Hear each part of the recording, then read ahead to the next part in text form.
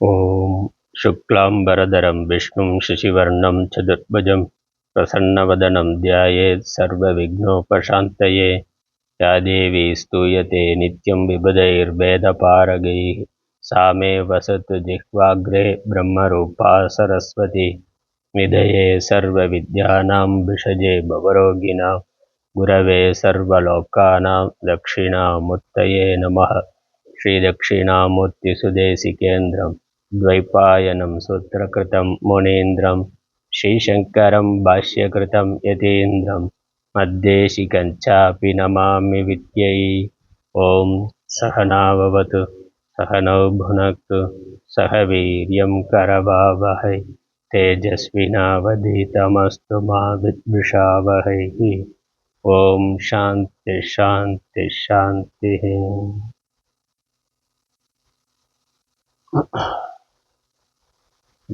Sound அஞ்சில் வைங்க, நடுவில் வைங்க. எல்லாமே அஞ்சில் வைங்க, நடுவில் வைங்க, சென்டராக வைங்க. கோடு சென்டராக இருக்கு. அடுத்தது போகும்போது அதெல்லாம் கம்மியாக இருக்கட்டும். ஞானவாசிஷ்டம் பிரார்த்தனை. यदस्सर्वाणि भूतानि प्रतिभान्ति स्थितानि च यत्रैवोपशमं यान्ति तस्मै सत्यात्मने नमः. பெண்மை பாதியன் பெற்ற களிற்றினை அண்மை தூர மரவகத்துண்ணுவாம் திண்மை ஞானச் சிறப்புயர் வாசிஷ்டம் உண்மையாக ஒருங்குறை செய்யவே. பொன்னுலகத்தினில் புவியில் அந்தரத்து என்னுடை உட்புறத்திலங்குகின்றது மண்ணு சிற்றோதியே வடிவம் யாவுமாய் துண்ணுவத பொருள் தொழுதிரஞ்சுவாம்.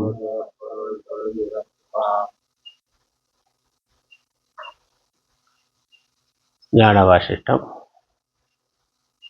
ஐந்தாவது உபசம பிரகரணம். 9வது வீதகவ்யன் கதை. பாடல் 17. சடமசடம் எனும் நோக்கம் இரண்டினூடே தனியாகி நின்ற பர தத்துவத்தை இடவிய போதாரண்ய முதலாம் வேதம் ராமனே பல காலம் இயம்புமன்றே. படருரு காண்பன காட்சிமேவும் போதில் பரம்பொருளின் பற்றாகி பயின்ற இன்பம் திட அனுபூதியின் வடிவம் ஆதலாலே திகழ் பிரம்மசாரமெனச் செப்பும் தானே.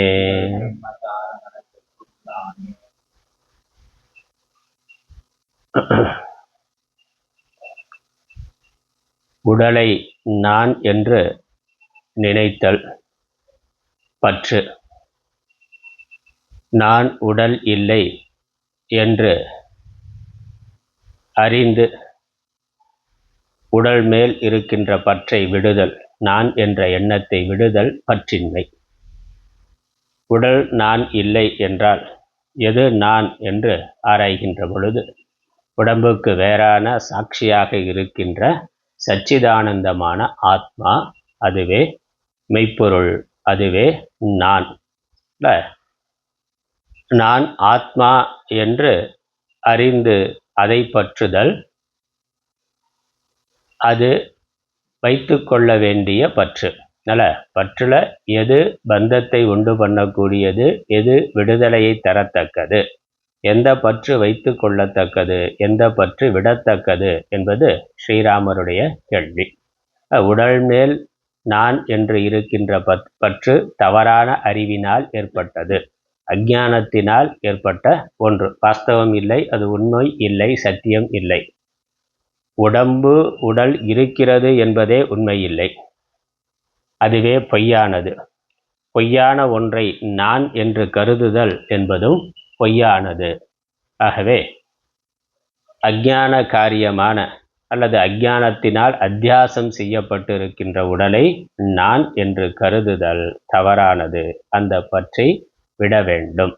அந்த பற்றுதான் பந்தத்திற்கு காரணமாக ஆகின்றது. ஏனெனில் உடம்பு மித்யாவாக இருக்கின்ற காரணத்தினால் அது தோன்றி மறையக்கூடியதாகவும் மாறுபாடு அடையக்கூடியதாகவும் துன்பமயமானதாகவும் இருக்கின்றது, அனித்தியமானதாக இருக்கின்றது.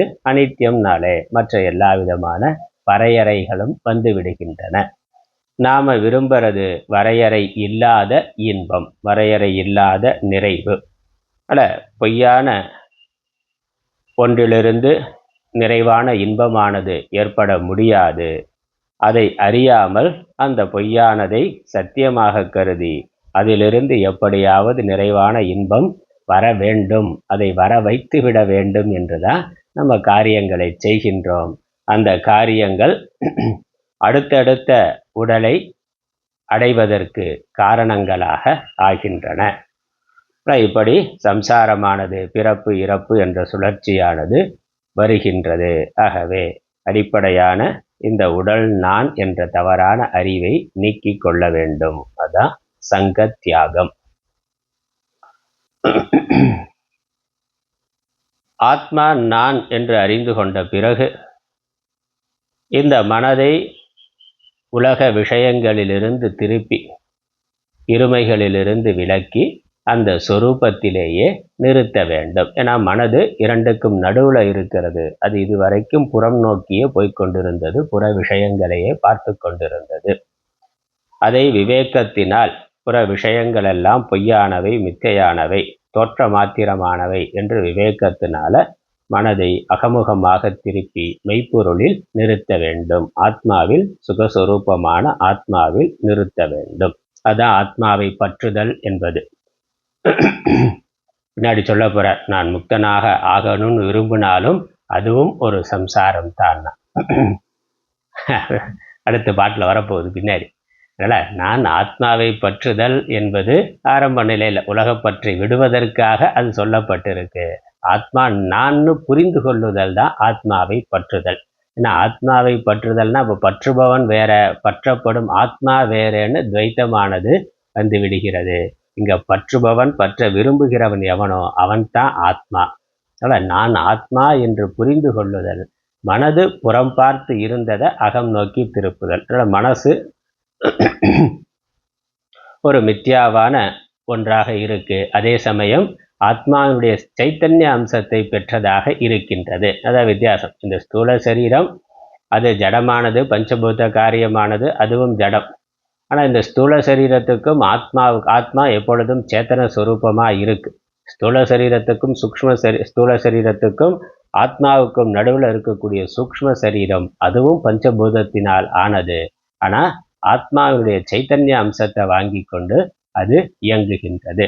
பிறகு அந்த சைத்தன்ய அம்சத்தை இந்த சரீரத்திற்கும் கொடுத்து சரீரத்தையும் இயங்கச் செய்கின்றது. இல்லை, சரீரம் தானா சுதந்திரமாக இருக்கக்கூடியதும் அல்ல, இயங்கக்கூடியதும் அல்ல. உண்மையிலே சரீரமும் கூட சுகதுக்கங்களை அனுபவிப்பது இல்லை. அது ஒரு ஜடப்பொருள் தான். சுகதுக்கத்தை சரீரத்தின் வாயிலா அனுபவிக்கிறது மனதுதான். மனதிற்கு அந்த உணர்வு, அறிவானது இருக்கின்றது. மனதுதான் உடல் வாயிலாக அனுபவிக்கின்றது. மனது வாஸ்தவமா அது சேதன பொருளானா இல்லை, அதற்கும் சேத்தனம் சைத்தன்யமாகிய ஆத்மாவிலிருந்து வந்தது.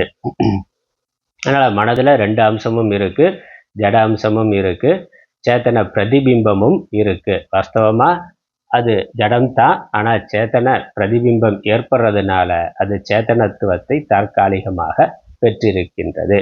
அப்படி பெறுகின்ற பொழுது அது வாஸ்தவமான ஆத்மாவை மறந்துவிட்டு இந்த ஸ்தூல சரீரத்தோடு சேர்ந்து அதையே நான் என்று நினைக்கின்றது, அதன் மேல் பற்று கொள்ளுகின்றது. அதுதான் சம்சாரமாக, பந்த காரணமாக இருக்கின்றது.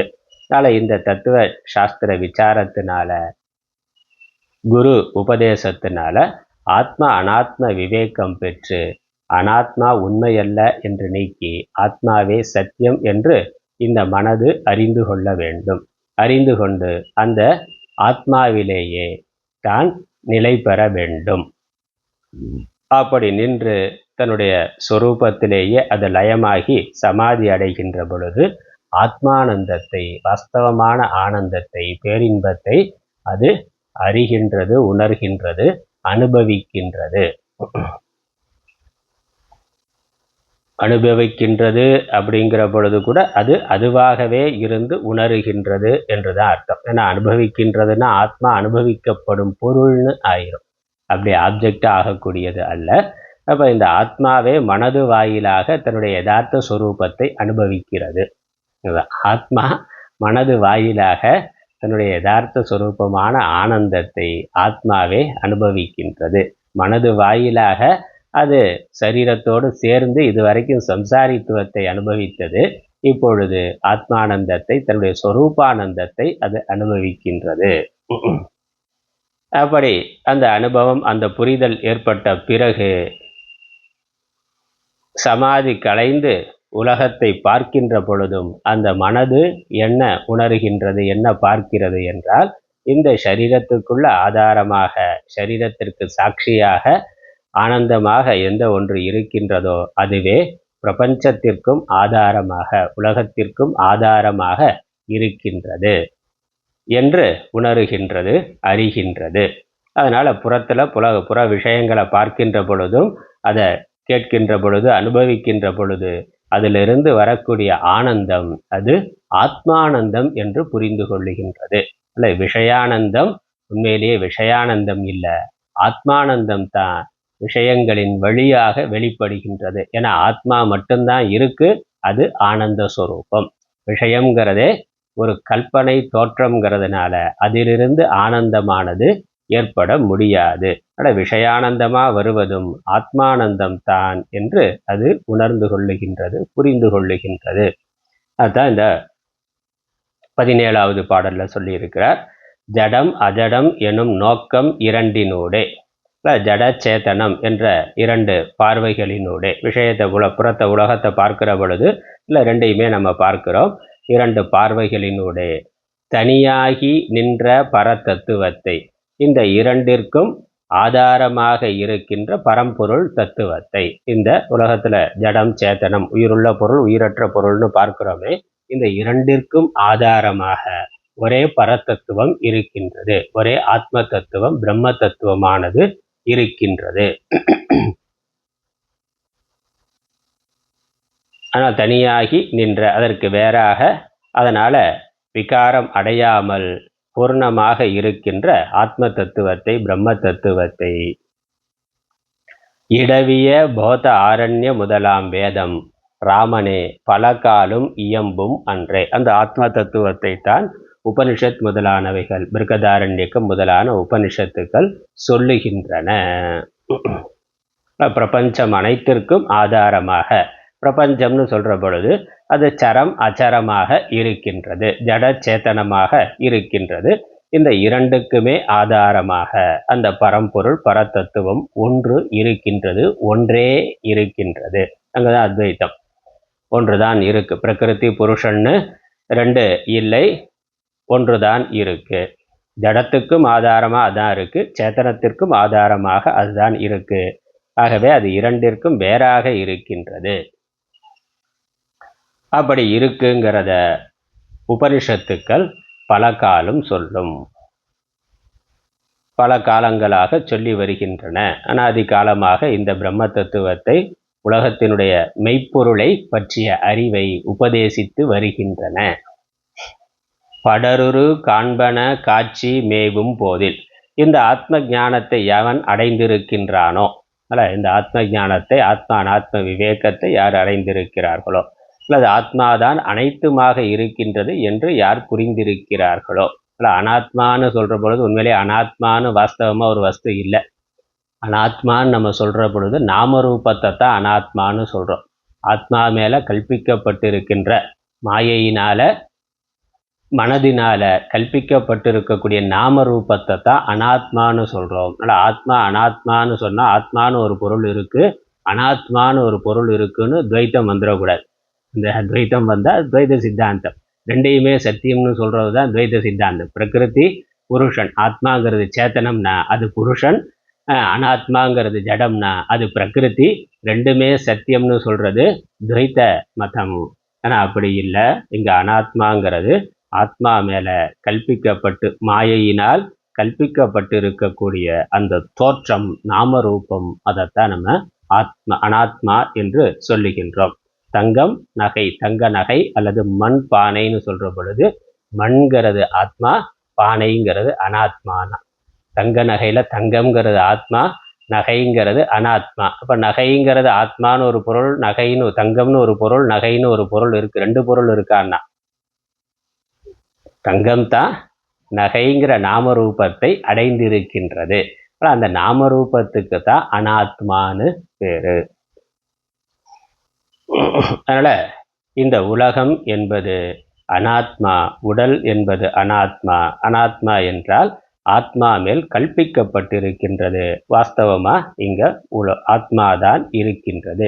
வேற விதமா சொன்னாக்க ஆத்மாதான் அனாத்மாவாகவும் விளங்கி கொண்டிருக்கின்றது. தங்கம் தான் நகைகளாகவும் விளங்கி கொண்டிருக்கின்றது. வெளியே தங்கம் தான் விளங்குது. நகைங்கிற ரூபத்துக்கு வர்றதுக்கு முன்னாடி தங்கம் தான் இருந்தது. நகைங்கிற ரூபத்தோடு இருக்கிற பொழுதும் அதே தங்கம், எந்த நகையானது எந்த தங்கமானது நாம ரூபம் இல்லாமல் இருந்ததோ அதே தங்கமானது நாம ரூபத்தை அடைந்து நகைகளாக விளங்கி கொண்டிருக்கின்றது. அதே மாதிரி நாம ரூபம் இல்லாமல் இருந்த நிர்குண பிரம்மமானது தன்னுடைய மாயா சக்தியினால் நாம ரூபத்தை அடைந்து தேவர்களாகவும் ஜீவர்களாகவும் உலகமாகவும் விளங்கி கொண்டிருக்கின்றது. அதுதான் ஆத்ம அனாத்ம விவேகம். அதான் ஆத்ம ஞானம், பிரம்ம ஞானம். படருரு காண்பன காட்சி மேவும் போதில். அதனால் நான் காண்பவன் ஒரு சரீரம்ங்கிற உபாதியை வைத்துக்கொண்டு அதை புறத்தில் இருக்க பொருள்களை பார்க்கிறேன் என்று பார்க்கின்ற பொழுது பரம்பொருளில் பற்றாகி பயின்ற இன்பம் தான் இந்த கண்களை மூடி புலன்களை அடக்கி சொரூபத்தில் இருந்து எந்த ஒரு ஆனந்தத்தை அனுபவித்ததோ அந்த மனது புறம் போகாம இந்திரியங்கள் வழியா போகாம இந்திரியங்களை நிறுத்தி ஆத்மாவிலிருந்து எந்த ஒரு ஆனந்தத்தை அனுபவித்ததோ. அதனால பரம்பொருளில் பற்றாகி, அப்ப பரம்பொருளில் பற்றாகிங்கிறது சொரூபத்துல சமாதியில இருந்து பயின்ற இன்பம், அனுபவித்த அந்த இன்பமானது, அந்த பேரின்பமானது திட அனுபூதியின் வடிவம் ஆதலாலே அது திருடமான அனுபவமாக, திடமாக, உறுதியாக, திட அபரோக்ஷ ஞான சொரூபமாக, திட அபரோக்ஷ ஞானமாக அது இருக்கின்ற காரணத்தினாலே, அது ஒன்றுதான் இருக்கிறது என்ற நிச்சயமானது ஏற்பட்டிருக்கின்ற காரணத்தினாலே திகழ் பிரம்ம சாரம் என செப்பும். இந்த உலக விஷயங்களை பார்க்கிற பொழுது அதிலிருந்து கிடைக்கின்ற இன்பம் காண்பன காட்சி மேவும் போதில் திகழ் பிரம்ம சாரம் என செப்பும் தானே. அப்படி வாக்கியத்தை பண்ணிக்கொள்ளணும்.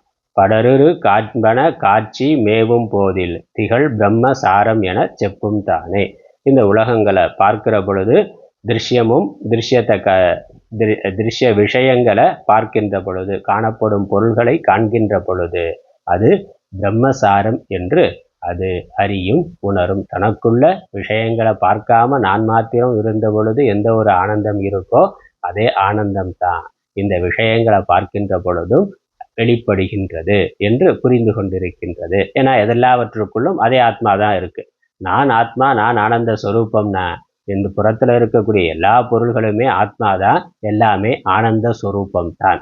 அதனால அதை பார்க்கிற பொழுது அந்த ஆனந்தத்தை, அந்த ஆத்மாவை அவனால் காண முடிகின்றது, உணர முடிகின்றது, அந்த மனதினால் அறிய முடிகின்றது. அதனால அது பிரம்மசாரம். பிரம்மசாரம்னா பிரம்மஸ்வரூபம் என செப்போம். எல்லாமே இங்க பிரம்மஸ்வரூபம்.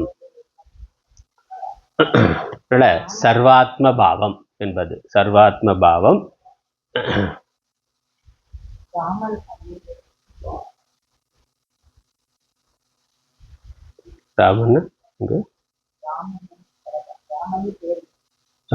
ராமனுக்கு சொல்றாரு, அவ்வளவுதான். ராமனேன்னு வசிஷ்டர் ராமனை பார்த்து சொல்றதுனால ராமனேன்னு சொல்றாரு. முதல்ல போட்டுக்கொள்ளணும், ராமனே ஜடம் அஜடம் எனும் நோக்கம் இரண்டினூனே என்று.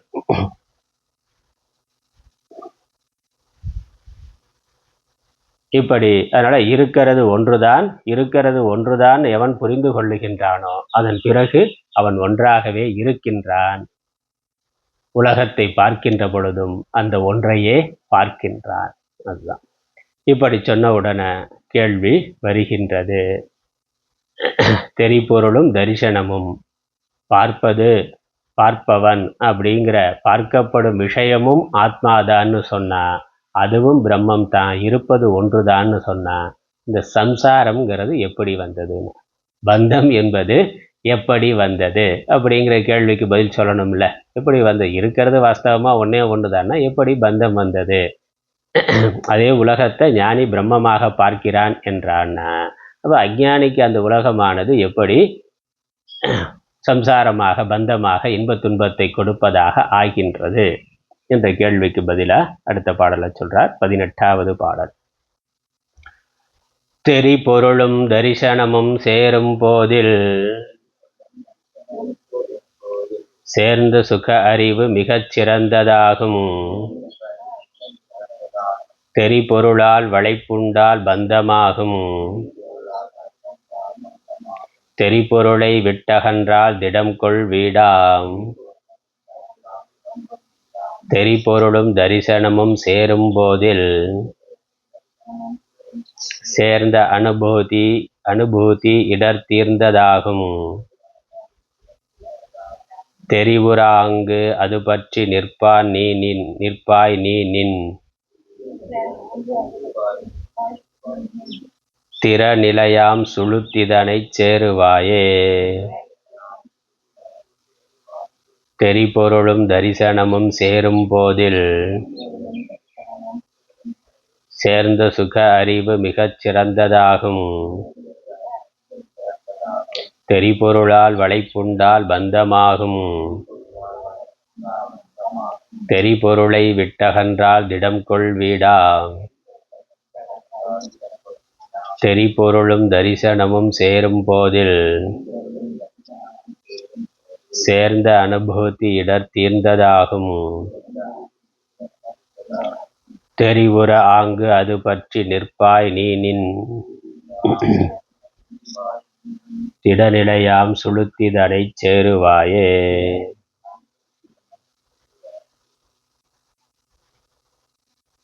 தெரி பொருளும் தரிசனமும் சேரும் போதில் சேர்ந்த சுக அறிவு மிகச் சிறந்தது ஆகும். தெரிபொருள்னா தெரிகின்ற பொருள், அறியப்படுகின்ற பொருள், விஷயம்னு அர்த்தம். தெரிபொருள்ங்கிறது புலன்களால் அறியப்படுகின்ற பொருட்கள், தெரிகின்ற புலன்களுக்கு தெரிகின்ற பொருள் தெரிபொருள், விஷயம். தரிசனம்னா அதை பார்த்தல், விஷயங்களை பார்க்கிற பொழுது.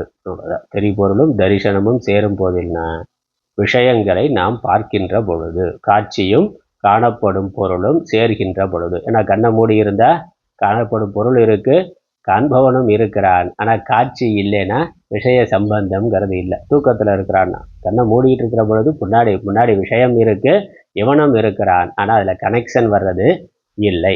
அப்ப அந்த காட்சி இந்திரியங்கள் திறந்து இருந்து அது விஷயத்தை நோக்கி போற பொழுது அங்கதான் விஷய சம்பந்தமானது ஏற்படுகின்றது. அதான் இங்க சொல்றார். அதான் தெரிபொருளும் தரிசனமும் சேரும் போதில்னா இந்த ஜீவன் விஷயங்களை பார்க்கின்ற பொழுது, மனது புலன்களின் வழியாக விஷயங்களை பார்க்கின்ற பொழுது சேர்ந்த சுக அறிவு மிகச் சிறந்ததாகும். அப்பொழுது கிடைக்கின்ற சுகமானது, சுக உணர்வானது மிகச் சிறந்ததாகும், மிகவும் உயர்ந்ததாகவும் மிகவும் அற்புதமானதாக இருக்கும். ஏன்னா இது ஒரு அதிசயம்தான். விஷயங்களை நம்ம பார்க்கிறது என்பது, அதை உணர்தல் என்பது ஒரு பெரிய அறிவியல். அது மாயையினால நடக்குதுன்னு சொன்னாலும் மாயையினுடைய அதிநுட்பமானது. இந்த கண்ணு எப்படி விஷயத்தை பார்க்கிறது, அதன் மூலம் நமக்கு எப்படி ஒரு உணர்வு அறிவானது ஏற்படுகிறது. எல்லாம் வெறுமனே கெமிக்கல் ரியாக்ஷன் மேம்போக்கா அறிவியல் சொன்னாலும் அது ஒரு பெரிய அதிசயமான ஒன்று. இப்போ கேமரா வச்சு ஃபோட்டோ எடுக்கிறான்னா அந்த புறத்தில் இருக்க காட்சியை கேமரா பதிவு பண்ணுது. ஆனால் அந்த கேமராவை தயார் பண்ணுறதுக்கு பல பெரிய ஃபேக்ட்ரி வச்சுருக்கிறான். பெரிய ஃபேக்ட்ரி வச்சு பல ஆயிரம் பேர் வேலை செஞ்சு அப்படி ஒரு கேமராவை தயார் பண்ணுறான். ஆனால் இந்த கண்ணுக்கு பின்னாடி இருக்கக்கூடிய தொழில்நுட்பம் எந்த ஃபேக்ட்ரியிலேருந்து தயாரானது? எந்த ஃபேக்ட்ரியில்? அம்மாவோட வயிற்றுக்குள்ள சின்ன கருவா இருந்து வந்தது, அவ்வளவுதான். அதனால அது ஒரு பெரிய அதிசயமான ஒரு விஷயம். அதனால் மாயை என்று சொன்னாலும், அதனால்தான் மாயைங்கிறத விட பகவான் விபூதின்னு சொல்றார்.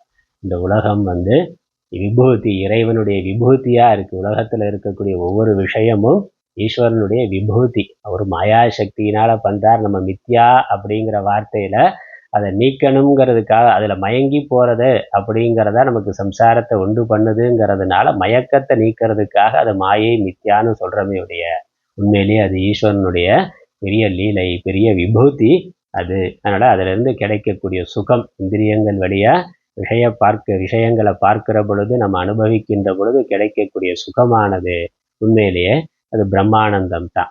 அது விஷயானந்தம் அப்படின்னு நம்ம நினைக்கிறது அறியாமை, உண்மையிலேயே அது பிரம்மானந்தம் தான். ஏன்னா எல்லாமா இருக்கிறது ஒரு வஸ்து தான், ஒரே பிரம்மம் தான் காண்பவனாகவும் காணப்படுவதாகவும் இருக்கின்றது. அதனால ஒன்றுதான் இரண்டாக ஆகி இருக்கின்றது. அது அதையே பார்த்து அனுபவிப்பதாக இருக்கின்றது. அதனால் அந்த ஞானம், அதோட நம்ம பார்த்தோம்னா இந்த விஷயங்கிறது, உலகம்ங்கிறது ஒரு அற்புதமான படைப்பு. அதிலிருந்து கிடைக்கக்கூடிய சுகம் என்பது மிக மேலானது. ஆனா பிரச்சனை எங்க வருதுன்னா, தெரி பொருளால் வளைப்பு உண்டால் பந்தமாகும். இந்த அறியப்படும் விஷயங்களை பார்த்து மயங்கி அதுல இருந்து சுகம் வருதுன்னு நினைச்சா அதுதான் பந்தம். அதுல இருந்து சுகம் வரல. அது அந்த விஷயம்ங்கிறது ஒரு தோற்றம். விஷயத்துக்கு பின்னாடி இருக்கக்கூடிய சைத்தன்யம் ஆத்மாங்கிறது, அதுல இருந்து தான் சுகம் வருது. அப்படின்னா அந்த சைத்தன்ய ஆத்மாவை நான் அடையலாமே. ஏன்னா விஷயத்தை பார்க்கிறான், கண்ணு விஷயத்தை பார்க்குது, அப்புறம் கண்ணுல இருந்து விஷயம் மறைந்து போய் விடுகிறது. இப்போ கண்ணுக்கு விஷயம் முன்னாடி வர்ற பொழுது சுகமானது கிடைக்கின்றது. விஷயம் போன உடனே அந்த சுகமானது மறைந்து போய் விடுகிறது. அப்ப என்ன நினைக்கிறான் இந்த ஜீவன்? திரும்ப அந்த சுகம் வேண்டும் என்றால் அந்த விஷயமானது மீண்டும் இந்திரியங்களுக்கு முன் வர வேண்டும். அதை கொண்டு வர்றதுக்கு தான் பலவிதமான முயற்சிகளை நாம செய்கின்றோம். அதனால அப்ப அந்த விஷயத்தினால விஷய சம்பந்தத்தினால கிடைக்கக்கூடிய சுகம், அதற்கு மயங்கி அந்த விஷயத்திற்கு ஜீவன் அடிமையாகின்ற பொழுது அது பந்தமாக ஆகின்றது. உண்மையிலேயே அந்த விஷயத்திற்கு ஆதாரமா என்ன இருக்கிறதுனா ஆத்மாதான் இருக்கின்றது. ஆத்மாவில் இருந்துதான் ஆத்மாதான் விஷயமாக இருக்கின்றது. இவன் விஷயத்தை அனுபவிக்கிறது அப்படிங்கிற பொழுது தன்னைத்தானே ஆத்மாவை அனுபவித்தல் என்பதுதான். ஆனா அது தெரியாத பொழுது அவன் விஷயம் வேற நான் வேறன்னு ஜீவன் நினைக்கிறான். ஆகவே மீண்டும் அந்த சம்பந்தம் வரணும்னு நினைக்கிறோம். உண்மையிலேயே அதற்கு பின்னாடி இருக்கிறது ஆத்மாதான்னு புரிந்து கொண்ட ஆத்மாவை புறத்துல விஷயத்துல தேடி போக வேண்டியது இல்லை. ஏன்னா அந்த ஆத்மாதான் இந்த சரீரத்திற்கும் ஆதாரமாக இருக்கின்றது. பிரபஞ்சம் முழுவதற்கும் ஆதாரமா எந்த ஒன்று இருக்கோ அதேதான் இந்த சரீரத்திற்கும் ஆதாரமாக இருக்கின்றது.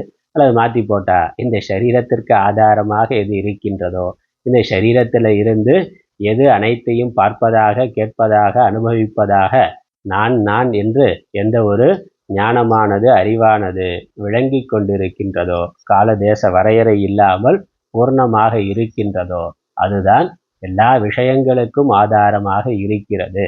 அப்படிங்கிற ஞானம் இருந்தா அந்த விஷயங்கிற நாம ரூபத்துக்கு மயங்கி பின்னாடி போக மாட்டோம். அதனால தெளிபொருளால் வளைப்பு உண்டால் பந்தமாகும். அந்த அறியப்படும் பொருள்கள், அதனுடைய புறத்தோற்றம், அதனுடைய வடிவம், அந்த நாம ரூபம், அதை சத்தியம்னு நினைத்தா அதுதான் பந்தம். அல்ல, எல்லா பொருள்களும் அஸ்தி பாதி பிரியம் ரூபம் நாமம்னா இது அம்ச பஞ்சகம் அப்படின்னு இருக்கு. உலகத்துல எல்லா பொருள்களும் 5 அம்சங்களை உடையதாக இருக்கின்றது. என்னது? சத்து சித்து ஆனந்தம், அதோட நாமரூபம். சத்து சித்து ஆனந்தம் ஆத்மஸ்வரூபம், நாமரூபம்ங்கிறது ஜெகத் ஸ்வரூபம். ஜெகத் ஸ்வரூபம். அதனால உலகம்ங்கிறது நாமரூபம். அந்த நாமரூபத்துக்கு மயங்கி அதற்கு பின்னாடி இருக்கக்கூடிய சச்சிதானந்தத்தை விட்டுட்டு நாமரூபத்தை மட்டும் பார்த்து அதற்கு மயங்கினா அதுதான் பந்தம். தெரி பொருளை விட்டு அகன்றால் திடம் கொள் வீடாம். அந்த நாமரூபத்தை விட்டுட்டு அதற்குள்ள இருக்கக்கூடிய சச்சிதானந்தத்தை பார்க்க முடிந்தா, உணர முடிந்தா, அறிய முடிந்தா, அதுதான் வீடு, அதுதான் முக்தி, மோட்சம். ஏன்னா அதற்கு பிறகு அதற்கு பின்னாடி போகணுங்கிற எண்ணம் வராது. அதற்கு அடிமையாகணுங்கிறது இல்லை. ஏன்னா அது சச்சிதானந்தம், அந்த சச்சிதானந்தம் நானும் நான் சச்சிதானந்தம், அதுவும் சச்சிதானந்தம்னாக்கா அதன் மேல விருப்போ வெறுப்போ ஏற்படுவது இல்லை. ஆனா அந்த சச்சிதானந்தத்தை மறந்து விட்டு நாம ரூபம் மட்டும் பார்க்கப்பட்டா அதுதான் பந்தம், பந்தத்தை உண்டு பண்ணுகின்றது. அதனால இது திருஷ்டி, நம்ம பார்க்கிற பார்வையில தான் இருக்குங்கிற. பந்தம் என்பதும் முக்தி என்பதும் நம்ம எந்த திருஷ்டியில பார்க்கிறோம் என்பதுதான். உலகத்தை எப்படி பார்க்கிறோம் என்பதுதான் பந்தத்திற்கும் மோட்சத்திற்கும் காரணமாக இருக்கின்றது. மனுஷ்யானாம் காரணம் பந்த மோக்ஷயோகோ, மனையேவ காரணம் பந்த மோக்ஷயோகோ உபனிஷத்து சொல்லுது. மனசுதான் பந்தத்திற்கும் மோட்சத்திற்கும் காரணம்னா, மனசு விஷயத்தை எப்படி பார்க்குது என்பது அடிப்படையில பந்த காரணமாகவும் மோட்ச காரணமாகவும் அது இருக்கின்றது. துணியை பார்க்கிற பொழுது அது துணின்னு பார்த்தாக்கா அது வேற. ஆனா அதனுடைய நிறம், அதுல இருக்கக்கூடிய டிசைன், வடிவம், அதற்கு முக்கியத்துவம் கொடுத்து பார்க்கிற பொழுது துணிங்கிறத மறந்துடுறோம். துணி கடைக்கு போனாக்கா, சேலை எடுக்க போனாக்கா என்னது 1000 கலர்ல 1000 டிசைன்ல வச்சிருக்கிறான்.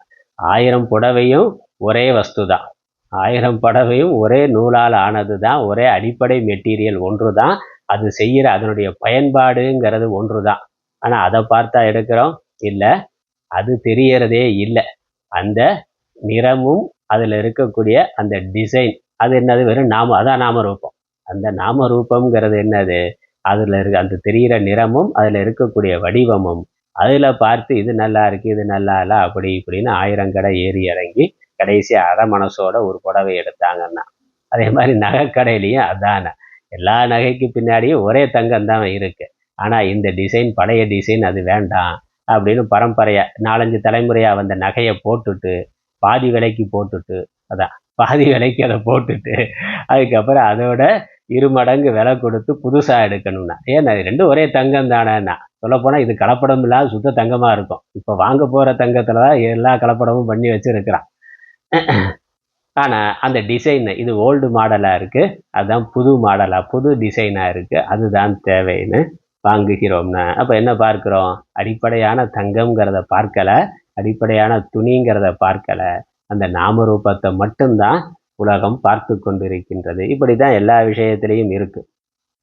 சாப்பிட்ற விஷயத்துல இருந்து எல்லாத்தையும் அப்படித்தான் நம்ம நாம ரூபத்தை எவ்வளவு சேர்க்க முடியுமோ அவ்வளவு சேர்த்து, எவ்வளவு நிறங்களை கூட்ட முடியுமோ கூட்டி, எவ்வளவு செயற்கை வடிவங்களை அதில் ஏற்படுத்த முடியுமோ ஏற்படுத்தி, அப்புறம் சுவையும் செயற்கை சுவை எவ்வளவு ஏற்படுத்த முடியுமோ ஏற்படுத்தி, அப்புறம் அதுக்கு அடிமையாகி அதை சாப்பிட்டு அதனால நோய் வந்து, அப்புறம் அதுக்கு மருந்து மாத்திரை சாப்பிட்டு அதனாலேயும் நோய் வந்து கடைசியில் என்னன்னா ஒன்றும் இல்லை, அப்படித்தான் இருக்கு. அதனாலதான் அதுதான் பந்தம்னா. அந்த நாம ரூபத்துக்கு எவ்வளவு முக்கியத்துவம் கொடுக்குறோமோ அப்படி நமக்கு அதனால பந்தமானது ஏற்படுகின்றது. அதனால இன்னும் உதாரணம் ஆழமா பார்த்த, ஒரு பெண்ணை பார்க்கிற பொழுது, ஆணை பார்க்கிற பொழுது அதை எப்படி பார்க்கிறோம், அந்த பெண்ணை நம்ம என்ன பாவனையோட பார்க்கிறோம்ங்கிறதுக்கு தகுந்த மாதிரி பந்தமும் அல்லது மோட்சமும் இருக்குன்னா, அந்த பெண்ணை ஒரு தாயா பார்த்தா தாய் மாதிரி பார்க்கலாம், அல்லது சகோதரி மாதிரி பார்க்கலாம், அல்லது நம்முடைய குழந்தை மாதிரி பார்க்கலாம். அது எந்த வயதுக்கு தகுந்த மாதிரி, நம்மளுடைய வயது பெண்ணோட வயதுக்கு தகுந்த மாதிரி எந்த பாவனை. ஆனால் இந்த 3 பாவனையில் எந்த பாவனை இருந்தாலும் அதனால என்ன ஆகுது, அன்புங்கிறது வருகின்றது. அம்மா மாதிரி பார்த்தாலும் இல்லை நம்ம சகோதரி மாதிரி, புறத்துல இன்னொரு பெண்ணை பார்க்கிற பொழுது, இல்லை ஒரு பெண் குழந்தைய பார்க்கிற பொழுது நம்மளுடைய குழந்தை மாதிரி பார்த்தாக்கா அங்கே என்ன வரும், அன்புங்கிறது வரும். அதற்கு சேவை அப்படிங்கிற சேவை பண்ணலாம்னு, அதுக்கு பெண்ணுக்கு ஏதாவது உதவி பண்ணலாம்னா நம்ம வீட்டில் இருக்க அம்மா தங்கச்சி அக்கா இல்லை நம்மளுடைய குழந்தைகளுக்கு நம்ம எந்த மாதிரியான அன்பை காட்டுகிறோமோ, எந்த மாதிரியான சேவை பண்ண முடியுமோ அதை புறத்துல இருக்க அந்த பெண்ணுக்கும் பண்ண முடியும் இந்த பாவனையோட பார்த்தா. அப்போ அங்கே அன்புங்கிறது இருக்கும். அந்த அன்பினுடைய பரிணாமமா என்னது, நம்மால முடிந்த உதவிகளை செய்யலாம், சேவை செய்யலாம்ங்கிற எண்ணமானது கர்மாவா வருது. நம்ம பார்க்கிற பார்வையில சகோதரியாகவோ தாயாகவோ குழந்தையாகவோ பார்க்கிற பொழுது அன்புங்கிறது வருது. அன்பினுடைய வெளிப்பாடா அது கர்மாவா செயலாகிற பொழுது சேவைங்கிற எண்ணமானது வருகின்றது. அதெல்லாம் விட்டுட்டு அந்த பெண்ணை வெறும் போக பொருளா பார்த்தா, பெண்ணையோ ஆணையோ எப்படி வேணாலும் அது ஒரு போக பொருளா பார்க்கிற பொழுது அங்க என்ன வருது? காமம்ங்கிறது வருகின்றது. அதுக்கப்புறம் என்னது? அது செயலா வர்ற பொழுது வன்கொடுமையாக ஆகின்றது. இப்ப விஷயம் ஒன்றுதான். இவன் பார்க்கிறது எந்த பார்வையில பார்க்கிறான்ங்கிறதுக்கு தகுந்த மாதிரி அது சேவை மனப்பான்மையோ அல்லது காமம் வந்து அதனால வன்முறையோ ஏற்படுகின்றது. அந்த வன்முறைக்கு போனா அதனால அந்த பெண்ணுக்கும் துன்பம், இவனுக்கும் துன்பம். பரஸ்பரம் 2 பேருக்கும் துன்பத்தை ஏற்படுத்துறான். அவனுடைய மனதில் ஏற்பட்ட அந்த காமமானது கொடுமையான ஒரு கொடும் செயலாகி அவனுக்கும் அதனால துன்பம் வருது. அந்த பாதிக்கப்பட்ட பெண்ணுக்கும் அதனால பார்க்கப்படுகின்ற விஷயமாகிய அந்த பெண்ணுக்கும் அதனால துன்பம் வருகின்றது. அதே இது அன்பா பார்த்தாக்கா சகோதரன் சகோதரி என்ற பாவனையோட பார்த்தா, இல்ல தாய் சேய் என்ற பாவனையோட பார்த்தா அங்க அன்பு என்பது வருகிறது, சேவை மனப்பான்மைங்கிறது வருகின்றது. பரஸ்பரம் அதனால 2 பேருக்கும் நன்மையானது ஏற்படுகின்றது. அதனால இது விவகார திருஷ்டியிலேயே, லௌகிக்க விவகார திருஷ்டியிலேயே இவன் என்ன பார்க்கிறான், எப்படி உலகத்தை பார்க்கிறான்ங்கிறத பொறுத்து தான் இவன் இன்ப துன்பங்களை அனுபவிக்கிறதுங்கிறது இருக்கு. அன்பா நினைத்து அன்பா பார்த்து அதனால சேவை பண்ணான்னா இப்பயும் மகிழ்ச்சி, அதனால ஒரு புண்ணியம் ஏற்பட்டு அடுத்தடுத்த ஜென்மத்திலையும் அது மகிழ்ச்சியாக ஆகின்றது. அதே இது வெறும் போக பொருளா பார்க்கிற பொழுது காமம் வந்து கொடுமைங்கிறது வந்தாக்கா அதனால இப்பொழுதும் அவனுக்கு துன்பம், மறுபிறவியிலையும் பாப்பம் வந்து துன்பம் வருகின்றது. அதனால பந்தம் அப்படிங்கிறது அப்படி வருது. இதே ஞான திருஷ்டியில இன்னும் மேல போய் பார்த்தாக்கா ஒரு ஞானியோட லௌகிக்க விவகார திருஷ்டியிலேயே அப்படித்தான் இருக்கு. இது உதாரணத்துக்காக, இதே மாதிரி எல்லா விஷயத்தையுமே நம்ம அப்படித்தான் பார்க்கிறோம். ஞான திருஷ்டியோட பார்க்கிற பொழுது ஆத்ம ஞானி அதே பெண்ணை எப்படி பார்க்கிறான்? ஆத்மாவா பார்க்கிறான். நான் சச்சிதானந்தம்னா அவன் ஆண் பெண் பேதம்ங்கிறதும் பார்க்கறது இல்லை, எல்லாமே ஆத்மான்னு பார்க்கிறான். இன்னும் சொல்ல போனா ஜட சேதனம்ங்கிறது கூட பார்க்கறது இல்லை, எல்லாமே சச்சிதானந்தம்னு பார்க்கின்றான். அப்ப எல்லாமே ஆத்மா நான் என்று அவன் பார்க்கிறான். அதனால நான் வேறு அது வேறுங்கிற எண்ணமே அங்கு இல்லை, எல்லாம் நான் என்று அல்லது ஒன்றுதான் என்று பிரம்மமாகவோ ஆத்மாவாகவோ அல்லது அதனால சர்வாத்ம பாவம்னு சொல்றோம், அல்லது சர்வேஸ்வர பாவம் எப்படி வேணாலும் எடுத்துக்கொள்ளலாம். இல்லை ஜெகதாத்ம பாவம்னா ஜெகத்தையே ஆத்மாவாக பாவித்தல்னா, நான் ஆத்மானா இங்கு எல்லாமே ஆத்மஸ்வரூபம்ங்கிற பாவனையானது இருக்கின்றது. அப்பதான் அங்க அன்புங்கிறது அடுத்த நிலையில அருள் என்று ஆகின்றது. பரிணாமம். அன்பா இருக்கலாம், ஒரு பொருளை பார்த்த உடனே நமக்கு ஏற்படக்கூடிய உணர்வு காமமாக இருக்கலாம், அன்பாக இருக்கலாம், அருளாக இருக்கலாம். ஞானம் இருந்தா அருளாக இருக்கின்றது. சாதாரண லௌகிக்கத்துல நல்ல சத்பண்புகளோட இருக்கக்கூடிய ஒருவனுக்கு அன்பாக பரிணமிக்கின்றது. அது இல்லாதவனுக்கு, அசுர குணம் உடையவனுக்கு அது காமமாக ஆகின்றது. காமம் சம்சாரத்தை உண்டு பண்ணுகின்றது, அன்பு புண்ணியத்தை உண்டு பண்ணுகின்றது, அருளானது மோட்சத்தை கொடுக்கின்றது. அதனால தெரிபொருளால் வளைப்பு உண்டால், அதனால தெரிபொருள்ங்கிறது நாம ரூபத்துக்கு முக்கியத்துவம் கொடுத்து அதற்கு அடிமைப்பட்டால், அதற்கு முக்கியத்துவம் கொடுத்தால், அதற்கு பந்தப்பட்டால், அதனால வளைக்கப்பட்டால்னா அதனால கட்டப்பட்டால் அப்படின்னு அர்த்தம். பந்தமானது ஆகும், பந்தமானது ஏற்படுகின்றது. அது விட்டால், தெரிபொருளை விட்டகன்றால்னா அந்த நாமரூபத்தை விட்டு அது சச்சிதானந்த பிரம்மம் ஆத்மா என்று பார்த்தால் வீடாம், அது வீடாக மோட்சமாக ஆகின்றது. அதனால உலகத்தை நம்ம எப்படி பார்க்கிறோம் என்பதுதான் இங்க விஷயம்னு அடுத்த பாட்டில் இன்னும் சொல்ல போற. ரொம்ப ஒரு ஆழமான நுட்பமான கருத்து, நமக்கு அத்வைத சித்தாந்தத்தை தெளிவாக காட்டுகின்ற பாடல்கள் இதெல்லாம். தெரிபொருளும் தரிசனமும் சேரும் போதில் சேர்ந்த அனுபூதி இடர் தீர்ந்தது ஆகும்.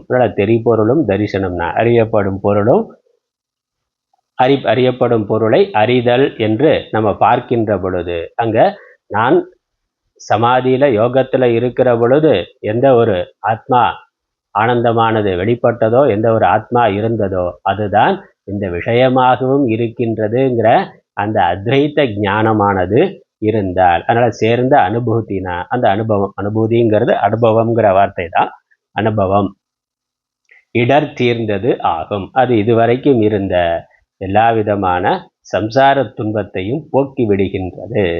அதனால சொரூபம் ஆத்மா என்று ஆத்மாவை பார்த்து உணர்ந்து அனுபவித்தவன் அதன் பிறகு விஷயங்களை பார்க்கின்ற பொழுதும் எல்லாமே ஆத்மா என்று பார்த்தானே என்றால் அப்பொழுது எல்லா இடரும் எல்லா துன்பங்களும் தீர்ந்தது ஆகும், போய்விடுகிறது. சம்சாரமானது முற்றிலும் நீங்கி போய்விடுகிறது. சம்சார பந்தமானது முற்றிலும் நீங்கி போய்விடுகின்றது. தெரிவுற ஆங்கு அது பற்றி நிற்பாய், நீ நிற்பாய். இப்படி இந்த ஆத்ம ஞானத்தை, இந்த அத்வைத ஞானத்தை நீ பற்றி நிற்பாயாக. நின் திறநிலையாம் சுழுத்திதனை சேருவாயே. உன்னுடைய ஸ்திர நிலை, நிலைத்த யதார்த்த சுரூபத்தை அடைவாயாக. சுழுத்திங்கிறது தூங்காமல் தூங்குதல் அல்ல, நனவில் சுழுத்தி என்பதுதான். அதை சேருவாயேனா எப்பொழுதும் பிரம்மத்தையே பார்த்து கொண்டு இருப்பாயாக. விழிப்பு நிலையிலும் சமாதியில இருந்தாலும் தியானத்துல இருந்தாலும் அப்ப எந்த ஒரு ஆத்மாவானது நான் என்று உன்னால் உணரப்படுகின்றதோ அறியப்படுகின்றதோ அதுவே அனைத்துமாகவும் இருக்கிறது என்ற அந்த ஞான விழிப்பில் எப்பொழுதும் இருப்பாயே. சுழுத்திதனை சேருவாயேனா ஞான விழிப்புல தூக்கத்தை அடைவாயேனா இந்த நாம ரூபத்தை பார்ப்பதை விட்டு விடுவாயேன்னு அர்த்தம். திறநிலையாம் சுழுத்திதனை அடைவாயே. அதனால ஞான விழிப்போடு உலகத்தை நாமரூபங்களை பார்ப்பதை விடுத்து ஞான விழிப்போடு இருப்பாயாக. அதனால விஷயங்களை பார்க்கறதுல தூக்கம், ஆத்மாவை பார்க்கறதுல விழிப்பு. அதான் தூங்காமல் தூங்குதல்னா தூக்கம்ங்கிறது எது? தூங்குதல்ங்கிறது விஷய நாமரூபத்தை பார்க்கறதுல தூக்கம், ஆத்மாவை பார்க்கறதுல விழிப்பு. அதை அந்த நிலையை நீ அடைவாயே, அடைந்து விளங்குவாயே. அடுத்த பாடல். அப்படி இருந்தா அதுதான் துரிய நிலைனா. அதுக்கப்புறம் ஆத்ம லட்சணத்தை சொல்லுகின்றார். ஆத்ம லட்சணம் ஏன்னா ஆத்மா தான் இருக்கு என்று ஒருவன் புரிந்து கொண்ட பிறகு அவன் என்னவா இருக்கிறான், அந்த ஆத்மா எப்படி இருக்கிறதுன்னு ஆத்ம லட்சணங்களை வர்ணிக்கின்றார். 19வது பாடல். அது துரிய நிலையடையும் அடைந்த போதில் ஆத்மாதான் தூளம் அல அணுவும் அல்ல, திதமுறு முன்னிலை அல்ல படற்கை அல்ல, சித்த சித்துண்டு இல்லையெனும் திறங்கள் அல்ல, உதிதமுறு நானல்ல பிறனும் அல்ல, ஒருவனல அநேகனல உலகமென்றே, இதுவெனக் காண்பனவாகி சித்தமாதி இரு மூன்று இந்திரியத்துக்கு இடமாய் நிற்கும், அது துரிய நிலையடையும் அடைந்த போதில் ஆன்மாதான் தூளமல அணுவும் அல்ல, திதமுறு முன்னிலை அல்ல படற்கை அல்ல, சித்த சித்துண்டு இல்லை எனும் திறங்கள் அல்ல, உதிதமுறு நான் அல்ல பிறனும் அல்ல, ஒருவனல அநேகனல உலகமென்றே, இதுவெனக் காண்பனவாகி சித்தமாதி இரு மூன்று இந்திரியத்துக்கு இடமாய் நிற்கும், அது துரிய நிலை அடையும். அந்த நனவில் சுளுத்திங்கிறதான் துரிய நிலை, அல்லது மனது துரிய நிலையை, அது துரிய நிலை ஆகும். அது துரிய நிலை அடையும்னாக்கா மனது அது நிலைதான் துரிய நிலை ஆகும். எப்பொழுதும் சொரூபத்தை இந்த ஸ்தூல சூக்ஷ்ம காரண பிரபஞ்சங்களுக்கு வேறாக இருக்கின்ற ஆத்மாவை எப்பொழுதும் அறிந்து கொண்டு உணர்ந்து கொண்டு பார்த்து கொண்டு இருத்தல் அதுவே துரிய நிலை ஆகும். அது துரிய நிலை அடையும். அந்த மனமானது துரிய நிலை அடையும். துரிய நிலையை துரியமாக இருக்கின்ற ஆத்ம நிலையை அடைகின்றது. ஆத்மாதான் எல்லாம் என்று புரிந்து கொண்டு அது இருக்கின்ற பொழுது அந்த துரிய நிலையை மனது அடைகின்றது. அடைந்த போதில் அந்த ஆத்மா எப்படி இருக்குன்னா, அப்ப அது எப்படி ஆகுது? ஆன்மாதான் ஸ்தூலமல அணுவும் அல்ல. அந்த ஆத்மாவானது அது ஸ்தூலமும் கிடையாது, அணுவும் கிடையாது. திறமுறு முன்னிலை அல்ல, அது முன்னாடி இருக்கிறதும் அல்ல, படற்கை தூரமா இருக்கிறதும் அல்ல. First person, second person, third பர்சன்கிறதெல்லாம் இல்லை. அது எல்லாமாக இருக்கின்றது. எல்லாமா இருக்குங்கிறதுனால அதனிடத்துல பக்கத்துல இருக்கு, தூரத்துல இருக்கு என்பதோ, நானாக இருக்கின்றது இது என்று அறியப்படுவதாக இருக்கிறதுங்கிறதோ இல்லை. அதனால அது ஸ்தூலமான வஸ்துவும் அல்ல, அணுவான வஸ்துவும் அல்ல. ஏன்னா ஸ்தூலமான வஸ்துனா ஸ்தூலமான வஸ்துவுக்கும் அது ஆதாரமா இருக்கு. அப்புறம் அணுவுக்கும் அணுவாக அது இருக்கின்றது. அது அணு மாத்திரம்னா ஸ்தூலமா இருக்க முடியாது, அது ஸ்தூலம்னா அணுவா இருக்க முடியாது.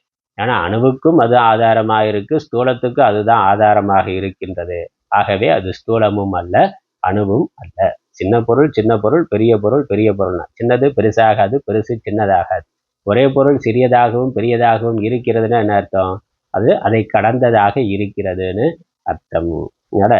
தண்ணீரை ஒரு சின்ன டம்ளரில் ஊற்றுனா அந்த அளவு இருக்குது, அப்புறம் அதே ஒரு பெரிய அண்டாவில் ஊற்றுனா அந்த சைஸில் அந்த அளவில் இருக்குது. இப்போ தண்ணீரோட வடிவம் என்னன்னா, தண்ணீருக்குன்னு ஒரு வடிவம் இல்லாததுனால தான் அது எந்த வடிவத்துக்குள்ளேயும் பொருந்தி போக முடிகின்றது. ஆகாசம் எந்த வடிவத்துக்குள்ளேயும் அது பொருந்தி போக முடிகிறது. அதே மாதிரி தான் அது அந்த வடிவத்தை யதார்த்தமாக உடையது அல்ல, அதற்கும் வேறானதாக அது இருக்கின்றது. வேற ஸ்தூலமும் அல்ல, அணுவும் அல்ல என்று இருப்பதால் தான் அது ஸ்தூலத்துக்குள்ளும் அணுவுக்குள்ளும் பெரிய பிரம்மாண்டத்துக்குள்ளும் அது இருக்க முடிகிறது. அணுவுக்கும் ஆதாரமாக அது இருக்கின்றது. வேற சர்வ வியாபகமாக இருப்பதால் அது முன்னிலை அல்ல, படற்கை அல்ல. சித்து அச்சித்து உண்டு இலை எனும் திறங்கள் அல்ல. அதனால் இந்த உலகத்துல பார்த்து இது சேத்தனம் அது ஜடம் என்று சொல்றோமே, இந்த தோற்றத்திற்கு வேறானதாக அது இருக்கின்றது. உண்டு இல்லைன்னா ஒன்று தோன்றின பிறகு அது கண்ணுக்கு தெரிகிற பொழுது நம்ம இருக்குன்னு சொல்றோம், நம்ம பார்வையை விட்டு மறைந்து விட்டா இல்லை என்று சொல்லுகிறோம். அப்படி அது இருப்பு இன்மைங்கிற வடிவத்துக்கு வந்து போகக்கூடியது அல்ல. நாமரூபந்தான் வடிவத்துக்கு வந்து போவதே ஒழிய ஆதாரமான பொருள் என்றைக்கும் காட்சிக்கு வருவதும் இல்லை, காட்சியை விட்டு விலகி போவதும் இல்லை. அது அதே சமயம் காட்சிக்கு எட்டாததாக இருக்கின்றது. ஏன்னா காண்பவனுக்கும் ஆதாரமாக அது இருக்கின்றது. கண்ணுக்கு பின்னாடி கண்ணு பார்க்கிறது எந்த ஒரு சக்தியை கொண்டு கண்ணு பார்க்குதோ அந்த சக்தியை கண்ணால பார்க்க முடியுமானா பார்க்க முடியும். அப்ப அந்த பொருளானது கண்ணுக்கு முன்னாடி இருக்கிற பொருள் இல்லை அப்படின்னா அப்ப தூரமா எங்கேயோ தொலை தூரத்துல இருக்கு அப்படின்னு சொல்லலாமான. அந்த பழைய மாயாவி கதையில எல்லாம் வரும்ல, மாயாவியோட உயிர் எங்க இருக்குன்னா அது 7 கடல் தாண்டி 7 மலை தாண்டி அங்க இருக்கிற ஒரு தீவுல ஒரு மரப்பொந்துல ஒரு கிளி இருக்கு, அந்த கிளிக்குள்ள அதோட உயிர் இருக்குன்னா, அந்த மாதிரி கண்ணுக்கு முன்னாடி அது உயிர் இல்லைன்னாக்க அது எங்கேயோ தொலை தூரத்துல இருக்கான்னா இல்ல, அது அறிபடு பொருள் அல்ல, அறிபடா பொருள் அல்ல, அது அறிபவனின் சொரூபமாக இருப்பது. அதனால சித்து அசத்து உண்டு அசித்து உண்டு இல்லைங்கிறதுக்குள்ள எல்லாம் அது வருவது அல்ல, அதை கடந்ததுன்னு அர்த்தம். உதிதம் ஒரு நான் அல்ல, பிறனும் அல்ல. அது இன்னொரு வார்த்தையில சொல்றார், நான் பிறன் நான் நீ என்று சொல்வதற்குரியதும் அல்ல. ஏன்னா எல்லாமாகவும் அதுதான் இருக்கின்றது. நம்ம உபாதியை வைத்துக்கொண்டு, உடலை வைத்துக்கொண்டு அல்லது நாம ரூபத்தை வைத்துக்கொண்டு பிரித்து பார்க்கிறோம், இது வேற அது வேறன்னா. ஒருவன் அல, அநேகன் அல, ஒன்று பல என்று சொல்வதற்கு இல்லை. இது ஒன்றுதான் ஆத்மா அப்படின்னு இறைவன் ஒருவன் தான், ஒரு உருவத்துல இப்படித்தான் இருக்கிறார் அல்லது உருவம் கடந்து மட்டும்தான் இருக்கிறார்னு இறைவனை சொல்ற மாதிரி நான் ஒன்று என்று குறிப்பிட்டு ஒரு நாம ரூபத்தோட ஒரு வரையறை வைத்து சொல்ல முடியாது. அப்புறம் அநேகன் என்று சொல்லலாமான, அப்ப அநேகமாகவும் இல்லை, அது ஒன்றாகவும் இல்லை அநேகமாகவும் இல்லை. அதனால்தான் அத்வைத்தம்னு சொல்றோம். ஏக்கம்னு சொன்னா ஒன்றுன்னு ஆயிரும், இல்லை வேற ரெண்டு துவைத்தம்னாக்கா ரெண்டாயிரும். அது ஒன்று ரெண்டு இல்லைன்னு காட்டுவதற்கு தான் அது அத்வைத்தம்ங்கிற வார்த்தையை பயன்படுத்துகிறோம். அது ஒன்றும் அல்ல, ஒன்று இல்லைன்னா அநேகமான, அநேகமும் அல்ல. அநேகம் இல்லைன்னு சொன்னா அப்போ ஒன்றானா ஒன்று இல்லை. இப்போ ஒன்றும் இல்லை அநேகமும் இல்லை, அப்போ அது சூன்யமானா இல்லை, அது இருக்குன்னு காமிக்கிறதுக்கு தான் அத்வைத்தம்ங்கிற வார்த்தையை சாஸ்திரம் ஏக்கம் ஏவன்னு சொல்லிட்டு அப்புறம் அத்வைத்தம்னு சொல்லுகின்றது. அப்போ ஏக்கம்னு சொல்றதுக்கு காரணம் என்னன்னா அது சூன்யம் இல்லைங்கிறத காமிக்கிறதுக்காக. ஒன்றுமே இல்லை, ரெண்டு இல்லைன்னு சொன்னால் அப்போ ஒன்றுமே இல்லை ஜீரோவான்னா, ஜீரோ இல்லை ஒன்று இருக்குன்னா, இப்போ ஒன்று இருக்குனாக்கா அப்போ ரெண்டு இருக்கணுமே, ரெண்டாவது எங்கேன்னு கேட்கக்கூடாதுங்கிறதுக்கு தான் அத்வைத்தம்னா ஏக்கமேவ அத்விதீயம்னு சொல்லுது, இரண்டற்ற ஒன்று. அதனால இரண்டு இல்லைன்னு சாமிக்கிறதுக்காக இரண்டற்றங்கிற வார்த்தை. ஒன்றுன்னு சொன்னால் சூன்யம்னு, ஒன்றும் இரண்டற்றது அப்படின்னு சொல்லி நிறுத்திட்டாக்கா சூன்யம்ங்கிற அர்த்தத்துக்கு ஆகிவிடும். ஆகவே ஒன்றுங்கிற வார்த்தையை சொல்லி இருக்கு. அதனால அது ஒன்றும் அல்ல பலவும் அல்ல. இதுவென உலகம் என்றே, இதுவென உலகம் என்று இதுவென காண்பனவாகி சித்தமாகி இரு மூன்று இந்திரியத்துக்கு இடமாய் நிற்கும் அந்த ஒன்றுதான், அந்த ஒன்றற்ற ஒன்றுதான், ஒன்றாகவும் அநேகமாகவும் இல்லாத அந்த ஒன்றுதான் உலகம் என்று அதனுடைய மாயா சக்தியினால அது நாம ரூபங்களை கல்பித்து கொண்டு தான் தன்மேலேயே நாம ரூபங்களை கல்பித்து கொண்டு உலகம் என்றே இதுவென காண்பனவாகி இந்த ஜீவரூபமா ஒரு உபாதிக்குள்ள வந்த பிறகு எனக்கு புறத்துல இருக்கக்கூடிய இது உலகம் என்று காணப்படுவதாக ஆகி அப்புறம் காண்பதாக சித்தம் ஆதி சித்தம் முதலான இரு மூன்று இந்திரியத்துக்கு இடமாய் நிற்கும். இரு மூன்று இந்திரியம்னாக்கா ஆறு இந்திரியம், ஆறு இந்திரியங்கிற பொழுது 5 ஞான இந்திரியங்கள், மனசு சேர்த்து 6. நல்ல சித்தம் ஆதினா, சித்தம்ங்கிறது மனசு, மனசுங்கிற பொழுது மனம் புத்தி சித்தம் அகங்காரம் எல்லாத்தையும் சேர்த்து அந்தகரணம் 1, புறக்கரணம் ஞான இந்திரியங்கள் 5, மொத்தம் சேர்த்தா 6. நல்ல சித்தம் ஆதி இரு மூன்று இந்திரியத்துக்கு இடமாய் உலகம் என்றே இதுவென காண்பனவாகி நிற்கும். இந்திரியங்களுக்கும் மனதிற்கும் விஷயமாக உலகம் என்று இது என்று அறியப்படுவதாக அந்த ஒன்றே இருக்கின்றது. ஒரே ஆத்மாதான் உலகமாக விரிந்திருக்கின்றது, இந்திரியங்களுக்கு விஷயமாகக்கூடிய பொருளாக இருக்கின்றது. நம்ம அஞ்ஞான காலத்துல நான் வேறு உலகம் வேறேன்னு பிரித்து பார்க்கிறோம். அப்படி வாஸ்தவம் இல்லை, அப்படி வாஸ்தவமா இல்லை. எது நானாக இருக்கின்றதோ அதுவே உலகமாகவும் இருக்கின்றது. இப்படி கனவுல தானே பார்த்துட்டு இருக்கோம். கனவுங்கிறது நமக்கு விழித்த உடனே தெரிகிறது. கனவு காண்பவனா எவன் இருந்தானோ அவன் தான் அந்த காணப்படும் கனவு உலகமாகவும் இருந்தான். அதான உண்மை. அந்த கனவுக்குள்ள இருக்கிற வரைக்கும் அவனுக்கு அது வேற நான் வேறங்கிற உணர்வு இருக்கலாம். வாஸ்தவம் என்ன? கனவு காண்பவன் தான் காணப்படும் உலகமாகவும் கனவு உலகமாகவும் இருந்தான். அதேதான் நனவும் அப்படித்தான். நனவுங்கிறத அப்படித்தான். இந்த நனவை காண்பவன் தான் காணப்படும் உலகமாகவும் இருக்கின்றான். சித்தமாதி இரு மூன்று இந்திரியத்துக்கு இடமாய் உலகம் என்றே இது என காண்பனவாகி நிற்கும் அந்த ஒன்று, அந்த ஆத்மாதான். அப்படி போட்டுக்கலாம், நடுவுல ஆத்மாதான் சித்தமாதி இரு மூன்று இந்திரியத்துக்கு இடமாய் உலகம் என்றே இதுவென காண்பனவாகி நிற்கும். ஆத்மாதான் நிற்கும். அந்த ஆத்மா எப்படிப்பட்டதுன்னா அது இந்த எந்த வரையறையும் இல்லாதது. எந்த வரையறையும் இல்லாம இருக்கிறதுனாலதான் அது எல்லாவற்றுள்ளும் இருக்க முடிகின்றது, எல்லாமாகவும் விளங்கி கொண்டிருக்கின்றது, எல்லாமாகவும் தோன்றிக் கொண்டிருக்கின்றது.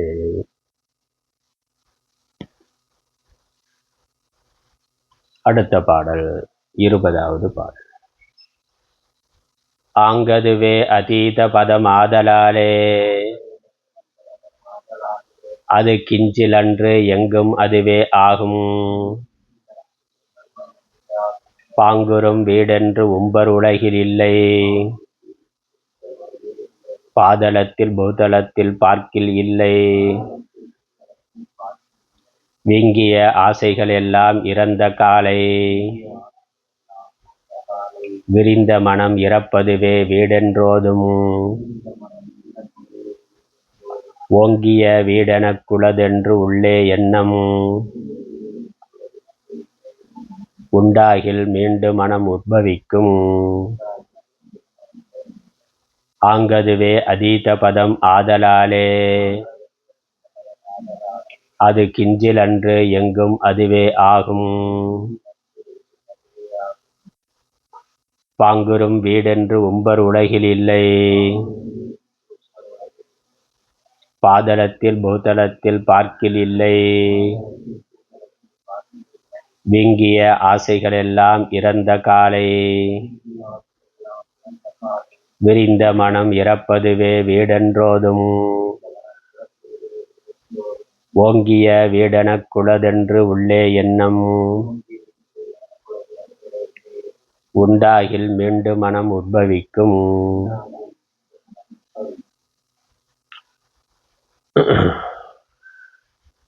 ஆங்கு அதுவே அதீத பதம் ஆதலாலே, அதுவே அதீத பதம் ஆதலாலே. இப்படி எல்லாம் ஆத்மா அல்லது ஆத்மாதான் எல்லாமாக இருக்கின்றது. ஆத்மா எல்லாமாக இருந்தாலும் அது அதற்கு அதீதமாக இருக்கின்றது. இப்போ எல்லாம்ங்கிறது வெறும் தோற்றம், வெறும் நாமரூபமா இருக்கு. வாஸ்தவமா அது அதுவாக ஆகிவிடவில்லை. எல்லாமா இருக்குனாக்கா பால் திரிஞ்சு தயிரான மாதிரி, பால் தயிராயிட்டா அதுக்கப்புறம் திரும்ப பால் கிடைக்காது. பால் தான் தயிராக இருக்கிறது, பால் தான் வெண்ணெயாக இருக்கிறது, பால் தான் நெய்யாக இருக்கிறது அப்படின்னு. அப்போ எல்லாமாகவும் பால் தான் இருக்கிறது அப்படின்னு சொன்னா அது சரிதான். ஆனால் அதுக்கப்புறம் பால் கிடைக்குமான்னு, அது வெண்ணெயாகவோ நெய்யாகவோ தயிராகவோ ஆகிவிட்ட பிறகு பால் என்பது இல்லை. அதனால் இப்படி சொல்கிறான், கடவுள் தான் உலகமாக ஆகிவிட்டார்னா, அதனால் கடவுள் செத்து விட்டார்னா. ஏன்னா விதை தான் மரமாக ஆகிறதுனா, விதை செத்து தானே மரம் வருதுன்னா, அப்புறம் அதுலேருந்து திரும்ப விதை இல்லையா, அந்த மூல விதை இல்லைன்னா. ஆனால் என்ன சொல்கிறோம், ஒரு விதையிலேருந்து ஒரு மரம் வந்து அதுலேருந்து 1000 விதை வருது. மூலம் மாறாமல் அப்படியே இருக்குது. ஒரு விதை மரமாக ஆகிறது, அது மரமாக ஆன பிறகு அதிலிருந்து அதே மாதிரி 1000 விதைகள் வந்திருக்கின்றன. ஏதாவது மாற்றம் இருக்கானா? ஒன்றும் இல்லை, விதை அப்படியே இருக்கின்றது. ஒன்று பலவாக ஆகிறதுங்கிறதுக்கு இதுவே நல்ல உதாரணம்.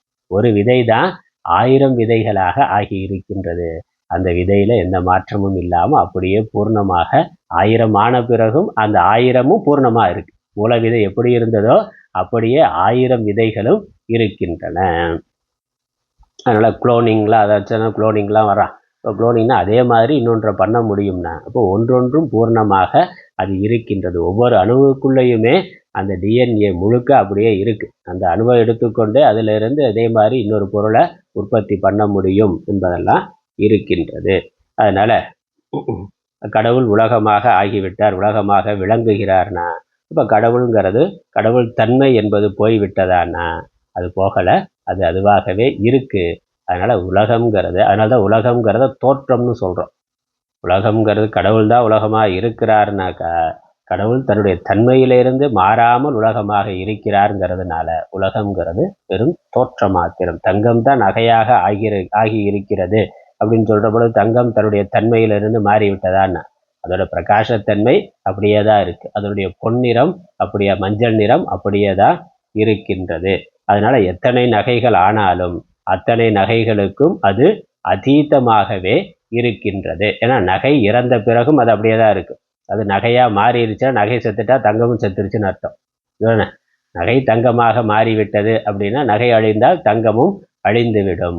அப்ப நகையோட அழிவு தங்கத்தினுடைய அழிவு அல்ல, அந்த தோற்றத்தினுடைய அழிவு மாத்திரம். அப்ப என்னது, அது தங்கத்தோட நகை பிறக்கிற பொழுது அது பிறக்கவும் இல்லை, நகை அழிகின்ற பொழுது அது அழிவதும் இல்லை. அதனால் நகைக்கு அதீதமாக தங்கம் இருக்கிறது. அதீதம்ங்கிறதுக்கு அது அர்த்தம். அதனால அது விகாரப்படுவது இல்லை. அதே மாதிரி ஆத்மா உலகமாக இருக்கிறது அப்படின்னு சொல்ற பொழுது, ஆத்மா உலகமாக ஆகிவிட்டாலும் உலகம் பிறக்கின்ற பொழுது அது பிறக்கவில்லை, உலகம் அழிகின்ற பொழுதும் அது அழிவது இல்லை. அப்போ உலகம்ங்கிற ஒரு தோற்றம் தான் வந்திருக்கிறது. உலகம்ங்கிறது நாமரூப மாத்திரமா அந்த சச்சிதானந்த பிரம்மத்தில் கல்பனையாக இருக்கின்றது, கனவு மாதிரி. கனவு உலகத்திற்கு கனவு காண்பவன் அதீதனாக இருக்கிறான், அதோட சம்பந்தப்படாதவன் அதற்கு வேறானவனாக அவன் இருக்கின்றான். அப்படி அந்த அதீத பதம் ஆதலாலே அது கிஞ்சில் என்றும் அங்கு என்றும் அன்று, அது கிஞ்சில் அன்று எங்கும் அதுவே ஆகும். அது கிஞ்சில்ங்கிறது கிஞ்சித்து, அல்பம்னு அர்த்தம், சிறிது அப்படின்னு அர்த்தம். அது அல்பமானது அன்று, அது எங்கும் அதுவே ஆகும். அது சர்வ வியாபகமாக இருக்கின்றது. சரி, மேற்கொண்டு நாளை பார்க்கலாம். ஓம் ஈஸ்வரோ குருராத்மேதி மூர்த்திபேத விபாகினே व्योमवत्याप्तदेहाय दक्षिणामूर्तये नमः। ओम पूर्णमदः पूर्णमिदं पूर्णात् पूर्णमुदच्यते पूर्णस्य पूर्णमादाय पूर्णमेवावशिष्यते। ओम शांति शांति शांति। हरि ओम।